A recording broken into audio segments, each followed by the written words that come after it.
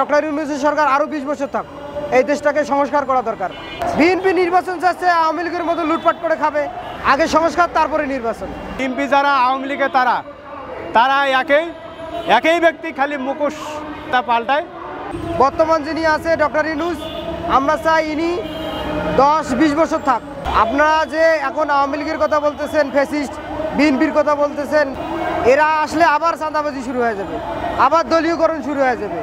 এই জন্য আমরা চাই এই নির্দলীয় নিরপেক্ষ সরকার দেশকে সংস্কার করার জন্য আরও 10 থেকে 20 বছর দরকার।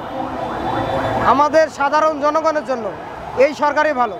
বিএনপি নির্বাচন চাচ্ছে আওয়ামী লীগের মতো লুটপাট করে খাবে, এরা চাচ্ছে ওই বিএনপি তো এখন আওয়ামী লীগকে আশ্রয় দিয়ে যেটা ওই চুঙ্গি খাচ্ছে, যেটাকে বলা হয় ঘুষ খাচ্ছে, যে ভাই আপনি আওয়ামী লীগ করছিলেন, আপনার উপর হাঙ্গাম হবে, আপনি আমার সাথে থাকেন, আমাকে 5 লাখ 10 লাখ টাকা দিয়ে দেন, আপনার কেউ কিছু করতে পারবে না।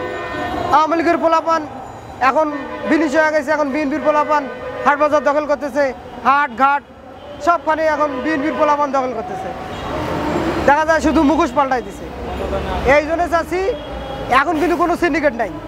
এবারে পেঁয়াজ, আমরা সাধারণ মানুষ পেঁয়াজ বলেন, রসুন বলেন, চিনি বলেন, ছোলা বলেন, বুট বলেন, তারপরে আছে আপনার খেজুর বলেন, কোনো সিন্ডিকেট নাই।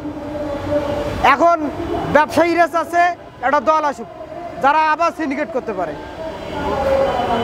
এই জন্য আমরা চাচ্ছি এই নিরপেক্ষ নির্দলীয় তত্ত্বাবধায়ক সরকার, এই ডক্টর ইউনূসের সরকার আরও 20 বছর থাক, এই দেশটাকে সংস্কার করা দরকার। গণতন্ত্রের নামে বিশৃঙ্খলা হয়ে যাবে। এরা যে গণতন্ত্র বলে, গণতন্ত্র আছে বাংলাদেশে, টাকা যার রাজত্ব তার।